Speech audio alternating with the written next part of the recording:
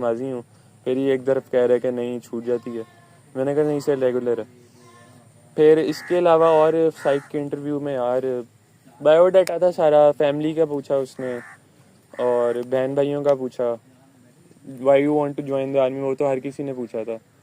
फिर हाँ उसने मुझे बताया, आप उसने मुझसे पूछा आपने इतना टाइम क्यों लिया ये फैसला करने में, आर्मी ज्वाइन करने में। मैंने कहा सर ज़िंदगी के 20 साल मेरा एक एम था कि मैंने क्रिकेटर बनना है, मैंने मुल्क को रिप्रेजेंट करना है इंटरनेशनल स्टेज पे। मैं बनावटी नहीं हुआ वहाँ पे कि मैं कहता नहीं सर मेरा बचपन का शौक़ था आर्मी, मेरा जो शौक़ था वो क्रिकेट था। तो कहता अच्छा मतलब क्रिकेट में फ़ेल हो के आप आर्मी में आ रहे हो। तो मैंने कहा नहीं सर मैं फ़ेल नहीं हुआ क्रिकेट में, मैं चाहूँ तो मुझे अपने ऊपर यकीन है, मैं अभी भी जा सकता हूँ, लेकिन मेरा बस थोड़ा एम चेंज हो गया। अच्छा जो फॉर्म था ना बायोडाटा फॉर्म, आपने ना अडेप्ट भी आपको थोड़ा बहुत करना पड़ेगा सिचुएशन के हिसाब से। अब बायोडाटा फॉर्म में एक चीज़ थी जिसमें होता है ना अनफॉरगेटेबल इंसिडेंट होता है या रिग्रेट आता है, किसी को कुछ भी आ सकता है। मुझे आया था an event that turn your life, मतलब कोई ऐसा ज़िंदगी का मोमेंट जिसने आपकी ज़िंदगी बदल दी। अब मैं वहाँ सोची पे आ गया, मेरी ज़िंदगी में तो ऐसा कुछ हुआ ही नहीं है जिसने मेरी ज़िंदगी बदल दिया। तो मैंने 10-15 सेकंड सोचा, मैंने कहा क्या लिखूं यार, कुछ हुआ ही नहीं, मैं सोची जाऊं। तो मैंने कहा अब खाली भी नहीं छोड़ सकता।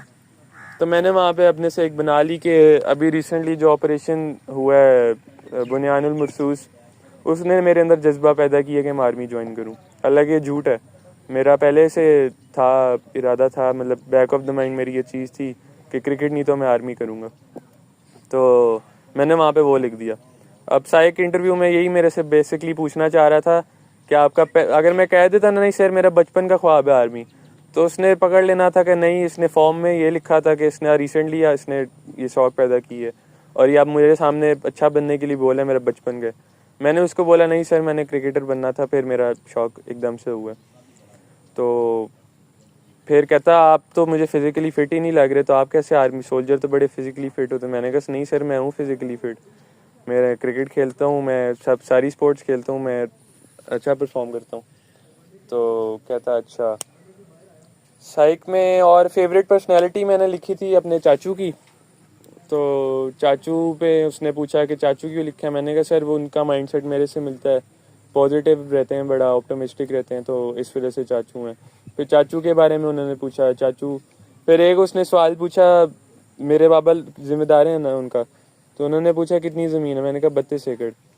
कहता है इसको कनाल में बताओ। अब मैंने उससे कहा सर मुझे थोड़ा टाइम चाहिए, गेस नहीं करना वहाँ पे, अगर आपको टाइम चाहिए तो आपने टाइम मांग लेना अगर कोई मैच का इस तरह का है।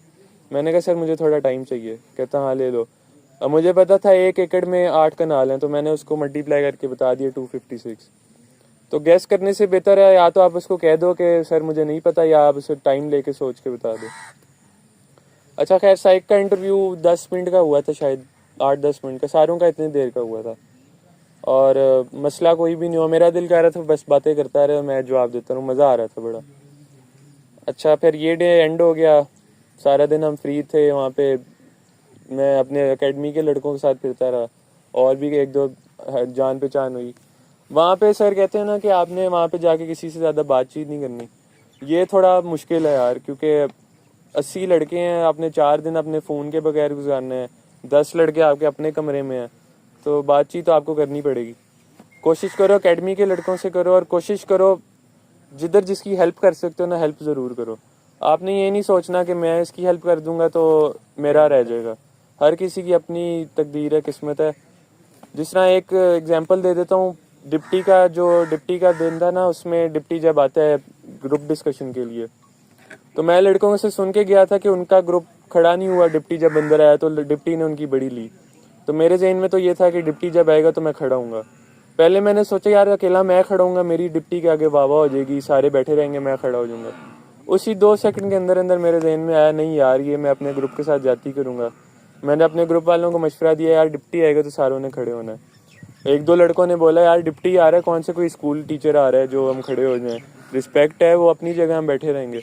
लेकिन फिर जब डिप्टी आए तो सारे खड़े हुए थे और डिप्टी बड़ा खुश हुआ, उसने कहा बैठ जाओ। और किसी को आप परेशान देखोगे ना, वहाँ परेशान बड़े लड़के होंगे, आप खुद भी थोड़ा बहुत परेशान रहोगे, तो परेशानी में जाके ना उसकी मदद करना, आपके अंदर खुद हौसला आएगा। आप किसी की परेशानी में मदद करोगे, आपको अल्लाह खुद हौसला देगा। मैं खुद परेशान होता था, मैं किसी के पास जाके बातचीत करता था, उसकी परेशानी दूर करता था, मेरा अंदर अपने हौसला आता था। तो आपने ये चीज़ कोशिश करनी है।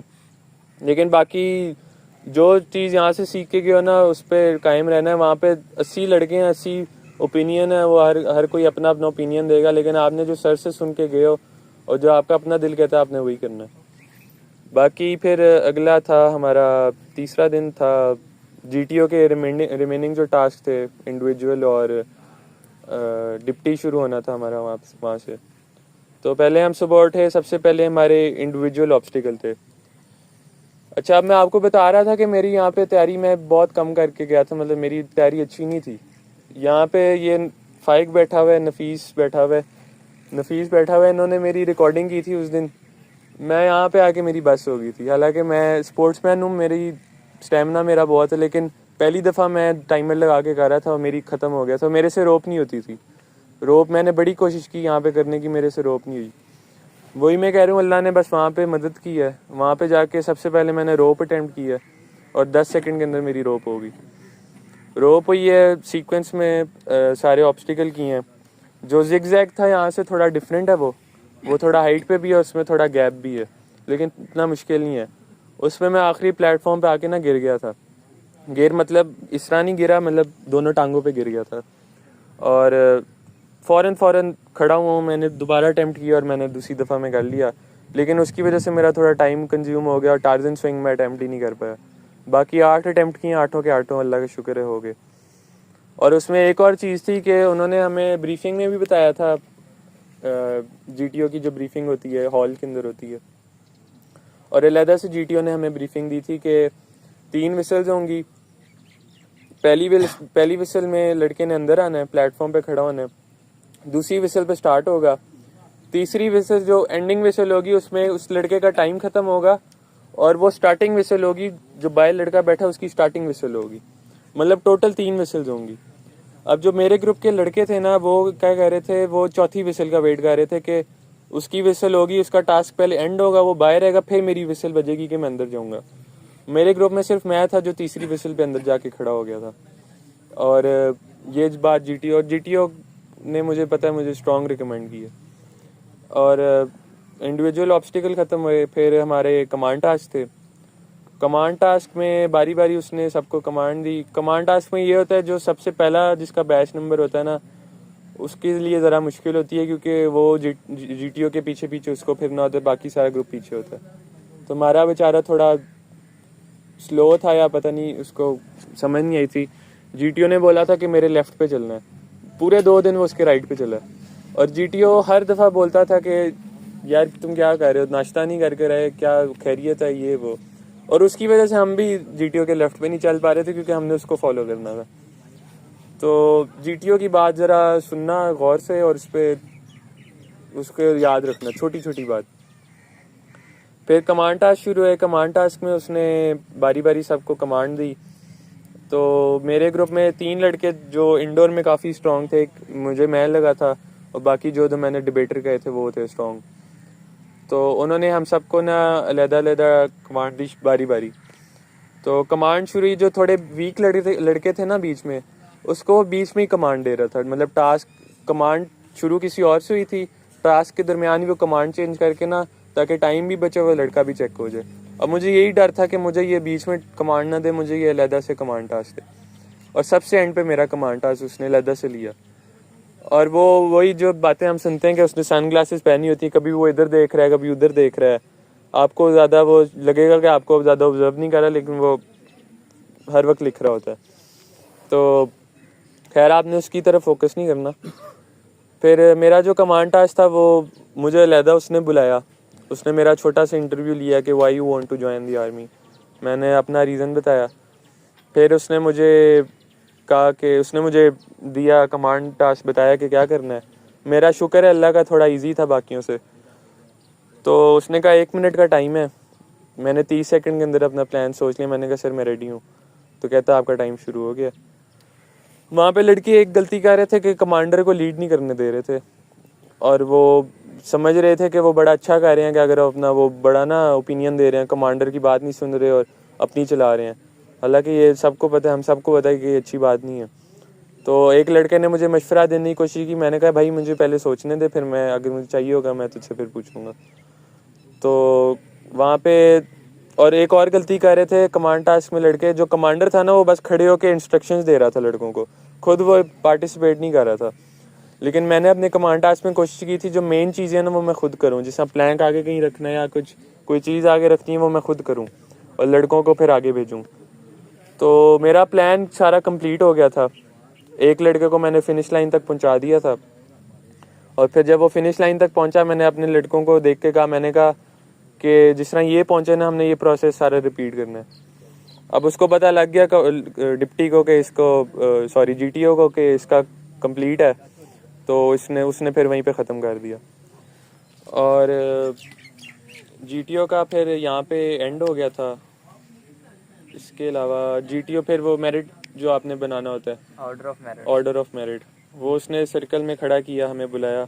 अच्छा जीटीओ की एक और बात, मेरे कमांड टास्क के वक्त ना एक और लड़के का कमांड टास्क भी हो रहा था, वो उसका हो रहा था इस तरफ, मेरा हो रहा था इस तरफ, और जो जीटीओ था ना कुर्सी लेकर आया वो इस तरफ मेरे तरफ मुंह करके इस तरह जिस तरह आप लोग ना यहाँ पे कमांड हो रही है, वो यहाँ पे बैठा था। मतलब वो इतना फोकस कर रहा था मेरे ऊपर क्योंकि उसको मैंने पहले इम्प्रेस कर दिया था।